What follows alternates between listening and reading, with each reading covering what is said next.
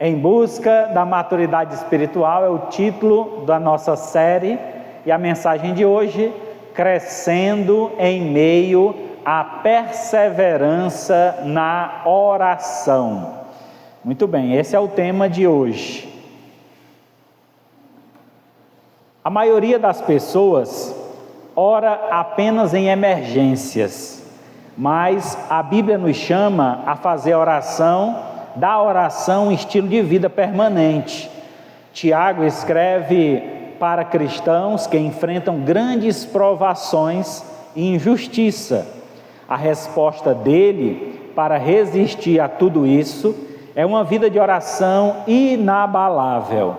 O verdadeiro crescimento espiritual não acontece na ausência de lutas, mas na constância da nossa comunhão com Deus através da oração.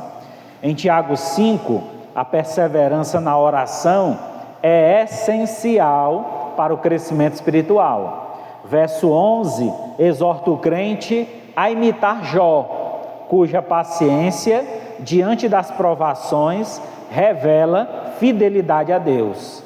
A oração constante, sustentada pela perseverança, gera frutos de transformação e intimidade com Deus. O poder da súplica do justo mostra que a persistência em orar não é inútil, mas fortalece a fé e abre o caminho para intervenções divinas.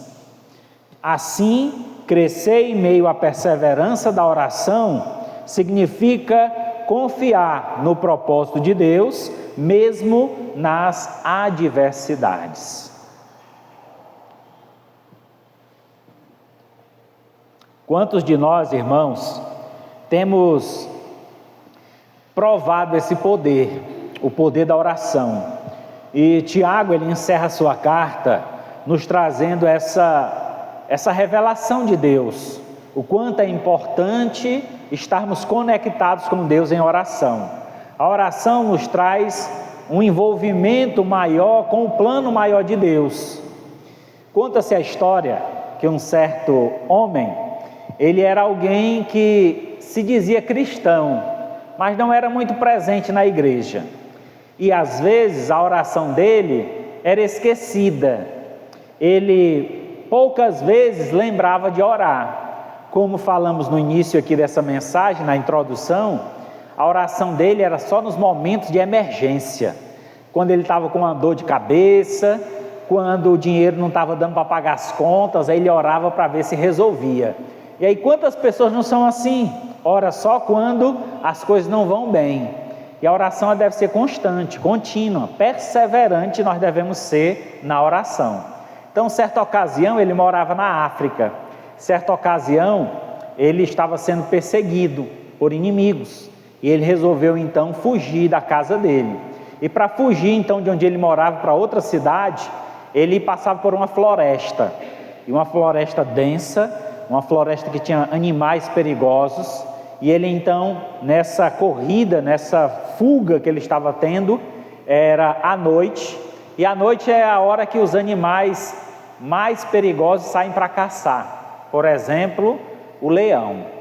E ele então, caminhando naquela floresta, quase correndo, caminhar apressado, ele ouviu um rugido. Ele disse, meu Deus do céu, e agora? Um leão na mata, será que esse leão vai me pegar? E ele apressou os passos ainda mais, quando de repente, estava mais perto aquele leão. Ele então se ajoelhou e começou a orar. Ó meu Deus, eu sei que Tu existes, Senhor. Eu sou falho, eu sou pecador, eu muitas vezes me esqueço de orar ao Senhor. Mas nesse momento eu te peço, me dá o livramento, me faz escapar desse leão, não deixa esse leão me pegar. Aí ele abriu os olhos bem devagarzinho. Aí o leão não estava na frente dele, com as mãozinhas assim, ó, orando também. Aí ele ficou muito feliz quando ele viu o leão orando. Ele se levantou corajosamente e disse, ô seu leão, que bom, que maravilhoso que o senhor também é um cristão. E o senhor está orando juntamente comigo. E o leão então responde para ele: muito bem, meu filho, é porque eu nunca esqueço de orar antes de me alimentar. Então é uma história simples, né, que a gente conta para a criança, mas que revela justamente a verdade sobre a oração. Ela deve ser constante, não só nos momentos de emergência, mas em todo momento, principalmente quando for nos tomar uma refeição, né? Vamos lá, seguindo então. Vejamos hoje como perseverar na oração, como a perseverança na oração produz maturidade espiritual. Então, maduro é todo aquele que persevera na confiança em Deus. Tiago 5, do 1 ao 6, vamos ler agora o texto. Tiago 5, do 1 ao 6.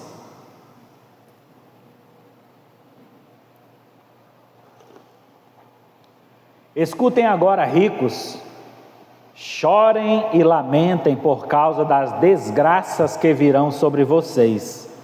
As suas riquezas apodrecerão e as suas roupas foram comidas pelas traças. O seu ouro e a sua prata estão enferrujados, e essa ferrugem será testemunha contra vocês, que há de devorar como fogo o corpo de vocês. Neste tempo do fim, vocês ajuntaram tesouros. Eis que o salário dos trabalhadores que fizeram a colheita do campo de vocês e que foi retido com fraude está clamando, e o clamor dos que fizeram a colheita chegou aos ouvidos do Senhor dos Exércitos. Vocês têm tido uma vida de luxo, de prazeres sobre a terra, têm engordado em dias de matança. Vocês têm condenado e matado o justo, sem que ele ofereça resistência. Vamos orar mais uma vez. Senhor nosso Deus, Pai amado, muito obrigado, Senhor, por esse momento de comunhão, esse momento de adoração. Te pedimos, fala conosco por meio dessa mensagem, nos dá, Senhor, direção para a nossa vida e nos faz, Senhor, a cada dia mais maduros na fé, e que nossa maturidade seja revelada por meio da nossa prática, que nós possamos então, ó Pai, ter uma vida de oração, uma vida, ó Pai, de comunhão com o Senhor, tendo diante de Ti,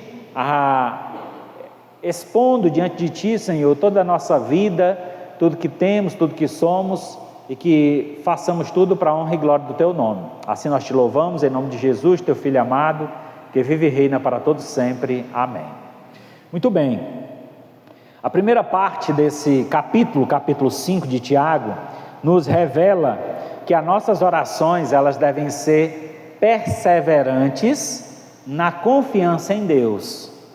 Você, quando ora e entrega alguma coisa nas mãos de Deus, você precisa esperar, aguardar o tempo de Deus. O texto que nós lemos dá a entender que os irmãos daquela igreja em Jerusalém estavam passando algumas dificuldades. Dentre estes, eram pessoas trabalhadoras, pessoas simples, que trabalhavam no roçado. E essas pessoas estavam trabalhando e não recebia o que lhe era devido. Os donos, os fazendeiros, os homens ricos estavam retendo o que era deles. E então Tiago está alertando estes homens que provavelmente também eram cristãos, mas que estavam esquecendo da responsabilidade de dividir o seu lucro, o seu ganho com os trabalhadores, pagando o que lhe era devido. Logo, Tiago alerta que toda essa riqueza, todos esses ganhos, diante de Deus seria perdido, porque diz aqui o início do texto, deixa-me voltar aqui, diz aqui no início do texto, que eles chorariam e se lamentariam, porque viria grande desgraça sobre eles. A riqueza deles apodreceria, seriam os frutos, todo aquele celeiro cheio de semente iriam apodrecer. Depois ele diz que as roupas seriam comidas pelas traças, Eles estavam ganhando dinheiro, comprando muitas roupas e não iam nem usar aquelas roupas, elas iam se acabar. Assim também a sua riqueza, o ouro e a prata, que eles estavam guardando em depósitos, iriam enferrujar e não teria utilidade de nada. Então ele chama a atenção para que aquelas pessoas, estava reservado para eles o juízo de Deus. Se achamos que devemos confiar no dinheiro, estamos perdidos, porque o dinheiro tem um tempo limitado, só por um tempo ele funciona, e principalmente só o tempo aqui da terra. Mas Deus tem uma promessa de uma vida eterna, e aí não temos como levar a riqueza dessa terra para a próxima. Então precisamos, o dinheiro que tivermos em mãos, administrá-los para a glória de Deus. Essa deve ser a nossa melhor visão com relação às finanças. Não é que pastor, então se tem dinheiro vamos gastar tudo. Não, temos que ser cuidadosos com aquilo que Deus nos deu, sendo coerente e sabendo em que investir, certo? Ou como investir. Então, diante dessa perseverança na confiança de Deus, o texto nos apresenta dois tipos de confiança. O primeiro é na insensatez do perverso, que confia na sua própria riqueza.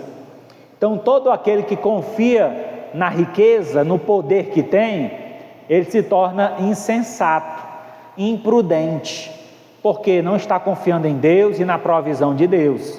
O seu Deus se torna o dinheiro, e esse é um grande problema dos dias atuais. Quantas pessoas estão presas ao dinheiro, amando dinheiro, fazendo tudo por dinheiro, buscando dinheiro fácil, e aí com isso as consequências virão, o prejuízo está o aguardando. Provérbios 11:28 diz: quem confia nas suas riquezas cairá, mas os justos reverdecerão como a folhagem. Provérbios, escrito por Salomão, nos traz orientação sobre coisas práticas, e diante dessas coisas práticas ele diz, olha, que a nossa confiança, se ela estiver no dinheiro, nós cairemos. Quantas pessoas riquíssimas pegam uma doença e o dinheiro não consegue tirar eles daquela doença? Quantas pessoas humildes, simples, adoecem, intercedem em favor de Deus e Deus dá cura, salvação. Isso é maravilhoso, irmão. Nós temos várias provas disso. Aqui nesta igreja nós temos pessoas que passaram por situações difíceis, que nós oramos, estão curadas completamente. Louvado seja Deus por isso. Então a nossa fé não deve estar na riqueza, no poder que o dinheiro traz, mas sim deve estar no Senhor, que é o dono do ouro e da prata. Ele está acima do ouro e da prata, é nele que nós devemos confiar. Timóteo 6,17 diz: exorta os ricos do presente século, que não sejam orgulhosos, nem deposite sua esperança na instabilidade da riqueza, mas em Deus, que tudo nos proporciona ricamente para o nosso contentamento. Quando lemos esse texto, Paulo está falando para Timóteo exortar os crentes de Éfeso, e aí esses crentes deveriam ser exortados com relação à sua confiança, que não deveria estar depositada na riqueza.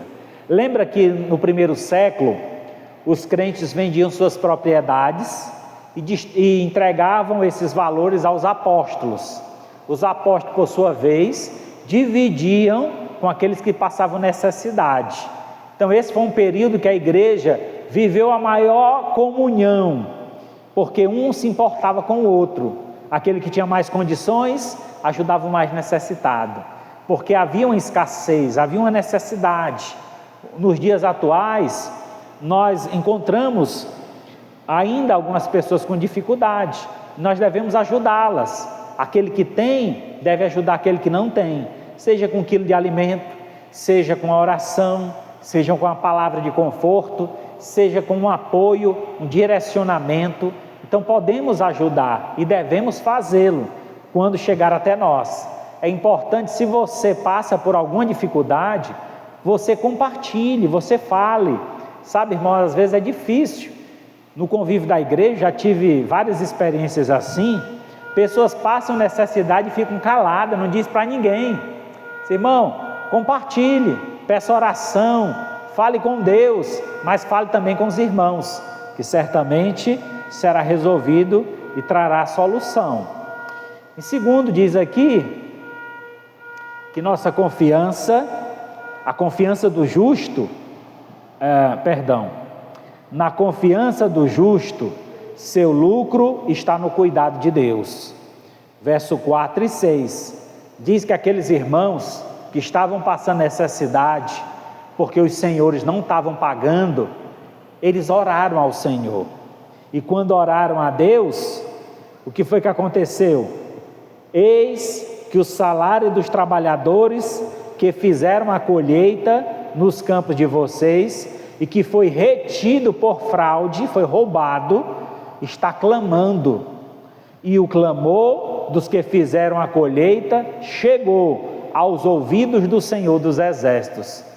Então, Deus ouviu o clamor daqueles homens, que mesmo tendo trabalhado, colhido frutos, não puderam usufruir daqueles frutos, não puderam receber a parte que lhe cabia, e Deus estava agora julgando aqueles homens. O que vocês juntaram, para quem será? O que vocês colheram, para quem ficará? Então Deus está dizendo para nós hoje, que devemos administrar bem os bens que Deus tem nos dado, e essa administração deve incluir ajudar o próximo, o compartilhar, porque assim como Deus nos concedeu sua graça, devemos também agir com graça com as demais pessoas. Salmo 56, verso 4: em Deus, cuja palavra eu exalto, neste Deus eu ponho a minha confiança, nada temerei. Que me poderá fazer um mortal? Por mais que o homem tente fazer o mal contra você, aquele que crê no Senhor, aquele que confia em Deus, nada lhe faltará. Se o Senhor é o meu pastor, nada me fará falta, porque Deus é quem me sustenta. Em segundo lugar, maduro é todo aquele que persevera na esperança paciente da resposta de Deus. Versos 7 a 11. Portanto, irmãos, sejam pacientes até a vinda do Senhor. Eis que o lavrador aguarda com paciência o precioso fruto da terra, até receber as primeiras e as últimas chuvas. Sejam também vocês pacientes e fortaleçam seu coração, pois a vinda do Senhor está próximo. Irmãos, não se queixem uns aos outros, para que vocês não sejam julgados. Eis que o juiz está às portas. Irmão, tome como exemplo o sofrimento de paciência dos profetas que falaram em nome do Senhor. Eis que consideramos felizes os que foram perseverantes. Vocês ouviram a respeito da paciência de Jó e sabem como o Senhor fez com que tudo acabasse bem, porque o Senhor é cheio de misericórdia e compaixão. Muito bem, o Senhor, através de Tiago, nos exorta a sermos perseverantes na oração, como também pacientes na espera da resposta. Às vezes oramos ao Senhor e queremos uma resposta imediata. Senhor, faz isso, isso. Pum, aconteceu. É muito bom quando isso acontece. E quando é que isso acontece? Quando nós estamos em conexão com Deus. Não adianta de nada você pegar um texto bíblico, querer aplicar para a sua vida, tudo que pedires ao Pai, crendo recebereis. Mas se não há uma conexão direta com Deus, porque tudo que você receberá é aquilo que está dentro do plano de Deus, da vontade do Senhor, e não da sua vontade. Eu compartilho com os irmãos aqui, na brincadeira, mas tem um fundo de realidade, que é um desejo do meu coração, né? Que é o carro. E aí eu oro, peço a Deus, mas eu sei que Deus vai me dar na hora certa, como Ele me deu esse aí que eu tenho, certo? Nunca imaginei, irmãos, eu tinha um carro, sofri um acidente, o carro dobrou no meio, foi perca total. Eu só não morri porque não era a minha hora, mas aquele carro foi uma prova de Deus. Por quê? Eu tinha comprado aquele carro zero, e aí eu estava trabalhando, servindo ao Senhor em uma igreja, e aí eu saí dessa igreja para começar um trabalho, ser um missionário, ia viver de oferta. E aí eu pensei, rapaz, eu não tenho mais um salário fixo, eu vou viver de ofertas. Tem mês que vai entrar oferta, tem mês que pode não entrar. Desconfiei de Deus. Aí eu resolvi entrar com um processo contra o banco para diminuir o valor da prestação. E aí eu entrei nesse processo com o advogado, e aí esse processo durou 2 anos. E durante esses 2 anos, irmão, foi 2 anos de tormento na minha cabeça. O advogado ligava e disse: ei, nós perdemos a primeira vez, a primeira causa. Esconde o carro, que pode chegar alguém e tomar teu carro. Pense na agonia. E eu disse: rapaz, eu estava pagando bem direitinho. O advogado me orientou que eu deixasse de pagar para poder entrar no processo. E aí foi uma problemática. Sei que depois de 2 anos eu venci o processo, paguei o carro à vista, concluí aquele processo. Só que não era a vontade de Deus, porque eu estava desconfiando se Deus poderia ou não poderia pagar aquele carro para mim. E aí eu tentei tomar minhas providências, fazer do meu jeito, de um jeito errado. E aí arquei com consequências. Sofri 3 acidentes nesse carro. O primeiro foi essa batida que deu perca total. Eu tinha um cunhado, ele recuperou o carro, emendou um carro no outro. Eu comprei uma sucata, e aí, da direção para frente era o carro original, da direção para trás era outro carro, que ele emendou. Pense, eu ia dormir e sonhava, andando no carro, passava por um quebra-mola, saía só eu agarrado na direção e o carro ficava para trás. Trauma, irmão, sabe, a minha mente estava terrível aquilo. Aí aconteceu mais 2 acidentes pequenos, depois disso, e eu resolvi, não vou vender o carro. Entreguei o carro para o mecânico que tinha feito o serviço. Esse rapaz, não tenho coragem de vender esse carro para ninguém, batido. Não, o serviço está bem feito. Disse: se você acredita, pois compre ele de mim. E ele comprou o meu carro, o mecânico, e revendeu. Mas ele comprou para ele, eu vendi para ele. E aí, eu fui para a loja comprar esse carro aí. Quando eu cheguei na loja, o vendedor disse: qual o carro que o senhor está procurando? Eu falei: um carro assim, assim, a prestação no máximo R$500.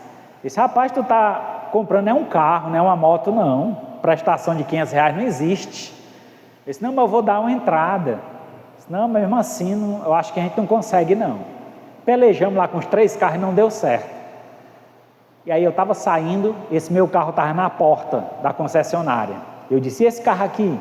Rapaz, esse carro aí eu nem tinha lembrado, eu acho que dá certo, vamos tentar de novo. Aí voltamos. Quando a gente voltou, o cara ligou: pastor, o dinheiro já está na sua conta, acabei de vender o carro. E aí já tinha depositado dinheiro na minha conta. E aí, quando ele calculou lá, o carro ficou por a prestação R$499, menos de 500. Aí naquela hora, irmão, que ele disse o valor da prestação, o cara me ligou dizendo: teu carro já foi vendido em 2 dias. Como é que vende um carro em 2 dias? O carro já foi vendido pelo preço que eu pedi. É como caísse a ficha e eu ouvisse Deus falando no meu ouvido: não te preocupa, quem vai pagar esse carro sou eu. É como se eu tivesse sentido isso, irmão, porque 499 era o mesmo valor da prestação que eu pagava do outro carro que foi batido, que foi comprado em 2011, e eu já estava em 2014, e o carro de 2011 não tinha A, não tinha nada, o carro simples, o carro básico, um Gol básico. E eu estava comprando então um Sandero Renault, completo de tudo. O outro era 1.0, esse é 16, 1.6. Esse, meu Deus, só o Senhor mesmo para fazer uma coisa dessa, é um milagre. E sabe, naquele dia eu entendi, foi Deus que me deu esse carro. Foi Ele que me ajudou a pagar, porque eu estava como missionário durante 5 anos, pagando esse carro, sem ter um salário fixo, recebendo oferta, e graças a Deus eu paguei ele, quitei esse carro. Louvado seja Deus por isso. Já está há 11 anos comigo, e nenhum prejuízo Ele me deu até agora, e eu sei que não vai dar, até Deus me dá o outro, né, que eu estou esperando. E Deus é bom demais, irmão. Deus é generoso. Deus só dá o melhor para a gente, mas para isso eu preciso estar conectado com Ele. Para isso eu preciso confiar e esperar com paciência. Eu quis me apressar na troca do carro, e aí me dei mal, fui batido e outras coisas aconteceram. E aí, quando eu confiei no Senhor, Ele tem cuidado de mim até hoje. Louvado seja Deus por isso. Então, na paciência que recolhemos os frutos da justiça. Aqui o texto usa a volta de Cristo como um exemplo para a nossa paciência. E qual é esse exemplo? Jesus prometeu que voltaria para buscar a sua igreja. E Ele está dizendo, olha, sejam pacientes até a vinda do Senhor. Se o Senhor não veio ainda, trabalhe mais a sua paciência. Espere em Deus. As coisas não estão acontecendo como você espera e deseja, é porque não é a vontade de Deus. Então espere, ore, confie e deixe Deus resolver. Se não for para resolver daquele jeito que você está esperando, Deus vai confirmar no seu coração, vai mudar o teu desejo. Então que assim seja feito em nossa vida. Hebreus 6,15. Assim, depois de esperar com paciência, obteve Abraão a promessa. Que promessa era essa? A promessa de ser pai. Abraão esperou por 30 anos, imagina só, 30 anos. Abraão tinha 70 anos de idade, quando Deus prometeu a ele, tu serás pai de uma grande nação. Abraão esperou 30 anos, com 100 anos o filho dele nasceu, que Deus prometeu. Ele tentou fazer um bem bolado, vou fazer um por fora, porque a mulher provocou, não, eu não vou conseguir, faça aqui com a minha empregada. E ele fez um filho com a empregada, mas não era a vontade de Deus. E até hoje, Israel, que é a geração dele, luta com a Ismael, que é a geração dos que estão ao redor de Israel, os palestinos. Então aquela briga toda lá é dos filhos de Abraão. O que não foi filho que Deus prometeu e o que Deus prometeu. E até hoje há essa guerra lá em Israel com a Palestina, são os descendentes de Abraão, todos dois. Todos dois têm Abraão como pai Abraão. Então, Abraão, diz o texto, depois de esperar com paciência. Será que a tua espera já se passaram 30 anos? Acho que não, né? A minha faz pouco, não tem tanto tempo assim não, né? Mas não chegou a hora, Deus sabe a hora, e Ele vai responder. Em segundo lugar, na paciência é que o justo recebe a graça de Deus. Diz aqui o texto, a partir do verso 10, que o irmão tome como exemplo o sofrimento de paciência dos profetas que falaram em nome do Senhor. Irmãos, quantos profetas que nós conhecemos a história sofreram na própria pele, na própria carne, o que Deus ia fazer com o povo de Israel. eles sofreram antecipadamente. Tem um profeta, por exemplo, que a esposa dele se prostituiu, e aí depois ele teve que ir lá buscar sua esposa que se prostituiu e receber de volta na sua casa, como sua esposa. Para quê? Para ensinar para Israel que Israel ia se prostituir com outros deuses, e Deus estaria de braços abertos para receber Israel de novo. E o profeta recebeu aquilo na carne, sofreu aquilo na carne. Com paciência, ele esperou, e Deus concedeu a graça da esposa dele retornar, e ele receber ela com alegria. Isso é maravilhoso, irmãos. É maravilhoso entender o propósito de Deus. Sei que é um caso extremo, Deus não vai fazer isso com todos nós, louvado seja Deus por isso, mas que Deus dá lições, nos ensina através do exemplo desses homens. E Tiago está dizendo: olha para o que eles passaram, olha para o sofrimento que eles passaram. Será que vai ser diferente conosco? Pode ser que nós precisamos passar por aflições, mas tem bom ânimo, tenha paciência, que vocês receberão a graça de Deus. E assim deve ser no nosso dia a dia.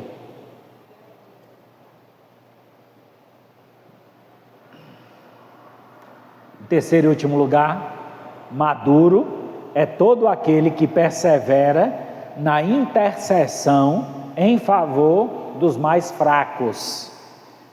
Verso 12 ao 20. Acima de tudo, irmãos, Tiago 5, 12 a 20. Acima de tudo, irmãos, não jurem,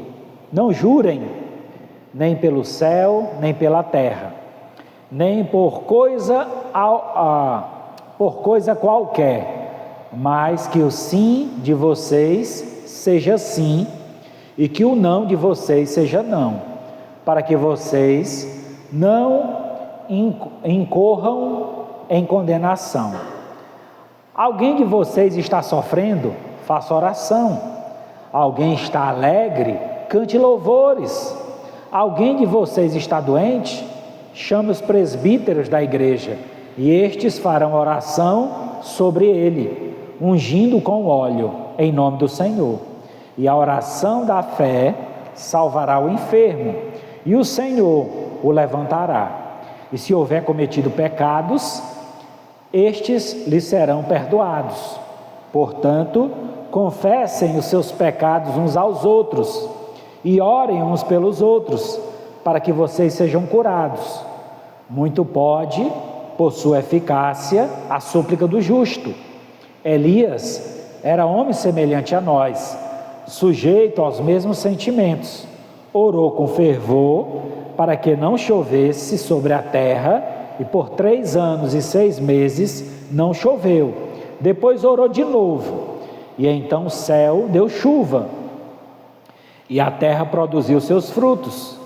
Mas, irmãos, se alguém entre vocês se desviar da verdade, e alguém o converter, saibam que aquele que converte o pecador do seu caminho errado, salvará da morte a alma dele, e cobrirá uma multidão de pecados. Davi, pega mais água para mim.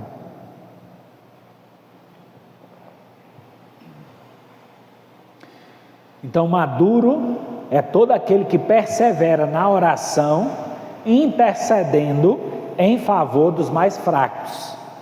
Lembra que no início do capítulo existiam irmãos fracos, porque estavam precisando de recursos que os seus patrões tinham retido. Ele está dizendo: ore por essas pessoas, façam alguma coisa por elas, não espere só em Deus. Se você pode ajudar o necessitado, faça a sua parte. E aí esse interceder não é só em oração, é interceder em ajudar, fazer algo por aquele que necessita. Ele diz aqui que nós não devemos fazer juras nem pelo céu, nem pela terra, nem por qualquer outra coisa qualquer. Então, muito cuidado com promessas.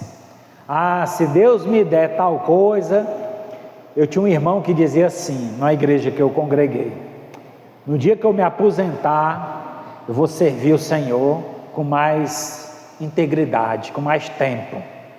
Aí o camarada se aposenta, aí começa a inventar coisa. Eu vou fazer esporte, eu vou fazer aquilo, eu vou fazer aquilo outro.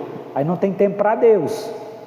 Devemos lembrar, irmão, das promessas que nós fazemos. Então tenha muito cuidado com juras e promessas que fazemos. Se Deus me der aquele emprego, eu vou ajudar o necessitado. Irmãos, eu já fiz algo assim.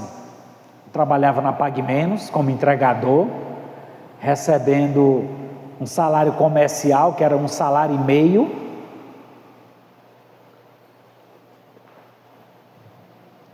Eu trabalhava com a minha moto, botava gasolina do meu dinheiro, recebendo 1,5 salário, fazendo entrega na Pague Menos.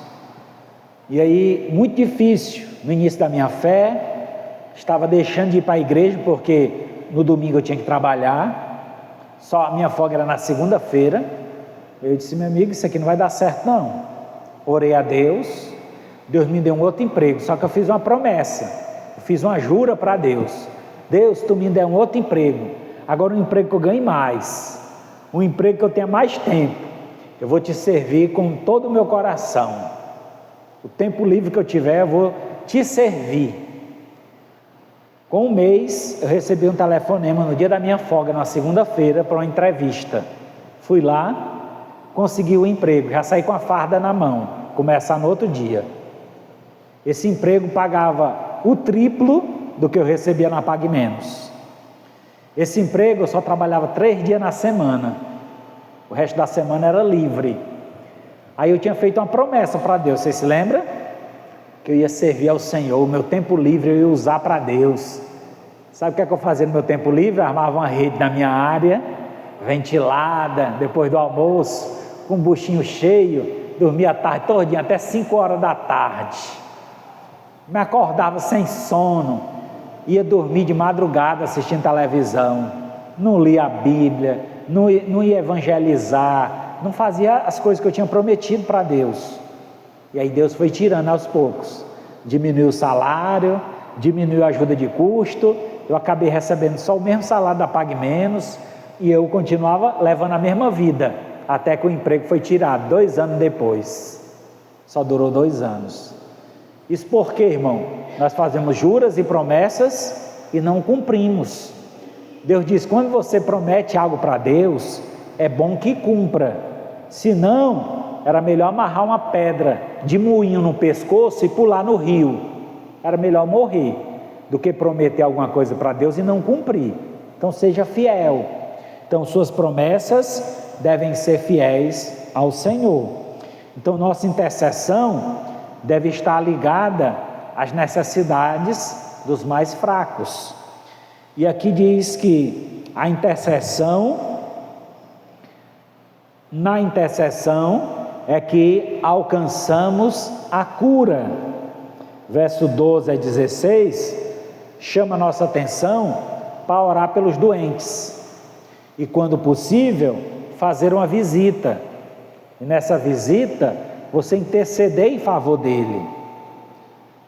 Ele diz aqui para levar os presbíteros, e estes presbíteros ungir com óleo. Irmãos, aqui está dentro de uma cultura daquela época. Naquela época não tinha os medicamentos que hoje tem. O que podia se fazer era pingar um pouco de óleo na cabeça, que era um óleo, o mesmo óleo que era aplicado para quem vinha de viagem no sol quente. Como não tinha água em abundância naquela região, as pessoas não tomavam banhos como nós tomamos hoje, só ligar lá o chuveiro e tomar banho. Então o óleo refrescava, aliviava, trazia um descanso, um alívio. Quem estava doente, estava sofrendo com dores, aquele óleo também trazia um certo alívio para o sofrimento. Então não era medicinal, o óleo era apenas para trazer um refrigério. E naquele momento, a oração, diz o texto, o poder dela traria cura. Então quando você procura fazer o bem para o próximo, e ele recebe esse bem vindo da parte de Deus, ele é curado. Não é a oração que cura, mas o poder do Deus que está ouvindo aquela oração. Se você clamar com fé, ele responde a nossa oração. Então assim devemos orar pelos necessitados. Porque Romanos 8:26, também o Espírito semelhantemente nos assiste em nossas fraquezas, porque não sabemos orar como convém, mas o mesmo Espírito intercede por nós sobremaneira, com gemidos inexprimíveis. Quando oramos a Deus, o Espírito Santo está ouvindo nossas orações e intercedendo por nós, pedindo ao Pai que faça alguma coisa por nós. E é o Espírito que intercede, é o Espírito que entra em conexão com o Pai e responde nossas orações. Lembra, irmãos, que os fracos aqui não é só por enfermidade física, há fraquezas espirituais. Às vezes o irmão, ele tem dificuldade de se manter firme na igreja, às vezes ele tem dificuldade de se libertar dos vícios, e aí é nosso papel pegar esse irmão, abraçar ele e dizer: irmão, ó, estou contigo, irmão, vamos orar juntos, irmão, quando der vontade de usar a droga ou a bebida, me liga, que eu vou até onde você estiver, para a gente orar juntos. Irmão, eu tenho certeza que uma pessoa dessa, que tiver um apoio desse, ela vai deixar de usar essas drogas, ela vai deixar de usar a bebida, porque ela vai passar a confiar no Senhor, e aquela palavra de conforto, aquela pessoa do lado ali apoiando, vai dar livramento, trazer cura para aquela pessoa. Em último lugar, na intercessão é que alcançamos a salvação. Verso 17 até o 20 nos traz então a ilustração aqui de alguns profetas. Por exemplo, Elias, um homem semelhante a nós, que orou para que Deus não mandasse chuva, e durante 3 anos e 6 meses não caiu um pingo de chuva, até o dia que ele orou novamente e o céu derramou água. Veja a grande conexão que Elias estava com Deus, e Deus respondeu a sua oração. E aquilo era porque os homens estavam duvidando de Deus, duvidando do poder de Deus, e Elias provou que Deus está no controle de todas as coisas. Agora eu não lembro, irmão, se era Elias ou era Eliseu, aquele que orou para jogaram água na oferta para queimar. Eliseu foi ou Elias? Elias, ele estava combatendo com os profetas de Baal, e aí mandou que acendesse fogo. Ore para que os deuses de vocês mandem fogo do céu, e nada. Eles oravam: cadê? Eu acho que ele não está ouvindo não, grita mais alto aí para ver se o Deus de vocês manda fogo, e nada, a oferta dele não queimava. Aí ele diz: agora eu vou fazer a minha. Aí fez lá o monte de madeira, colocou a oferta em cima, e ele disse: olha, aproveita, joga um pouquinho d'água aí, cava um buraco ao redor e enche de água, e depois pode molhar a oferta. E eles fizeram, jogaram água, agora vocês vão saber quem é Deus. E ele orou e Deus mandou do céu fogo e consumiu toda aquela oferta. Poder da oração, o poder da conexão com Deus. Diz aqui o texto que Elias, esse mesmo profeta, fez essa oração e foi respondido. Irmãos, se alguém entre vocês se desviar da verdade e alguém o converter, saiba que aquele que converte o pecador do seu caminho errado salvará da morte. Então, interceder, irmãos, em buscar o irmão desviado, aquele que se apartou do nosso meio, orar por ele, ir até a casa dele, fazer uma visita. Irmão, você precisa de Deus. Irmão, o que é que você está fazendo? Se com Deus estava difícil, irmão, sem Deus vai piorar. Nosso lugar é do lado de Deus. Estou aqui para dizer, eu sou teu irmão, fazemos parte do mesmo corpo, somos a igreja de Deus. Volta para casa, teu lugar é lá, na casa de Deus. Então essa intercessão, você está intercedendo em favor daquele irmão para que ele volte para os caminhos, você está salvando aquela alma. E a Bíblia diz que essa salvação, ou esta oração, por aquela pessoa que se reconcilia com Deus, você está cobrindo a multidão de pecados, está se livrando dos pecados daquele irmão, como também dos teus também. Romanos 8,34, quem os condenará? É Cristo Jesus quem morreu, ou antes, que ressuscitou, o qual está à direita de Deus e também intercede por nós. Então a intercessão através do Espírito Santo, a intercessão através de Jesus Cristo. A intercessão do Espírito Santo é em nosso favor com relação à saúde, a bens e às coisas do dia a dia. A intercessão com relação a Cristo é sobre a nossa vida eterna. Cristo deu a vida por nós. Lá na cruz do Calvário, Jesus estava intercedendo por nós. Pai, perdoa, porque eles não sabem o que fazem. E aquele por quem Cristo orou, esse foi salvo. O soldado foi lá furar Jesus e disse, esse realmente é o Filho de Deus. Reconhecendo Jesus e se tornando um seguidor de Jesus.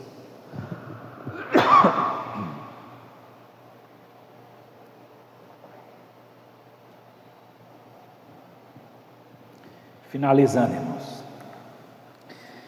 Na mensagem de hoje, aprendemos que a nossa maturidade é revelada através da nossa perseverança na oração, crendo no poder de Deus e na justiça que nunca falha. Como está a sua vida de oração? Empunhe hoje essa arma espiritual que nos aproxima mais de Deus.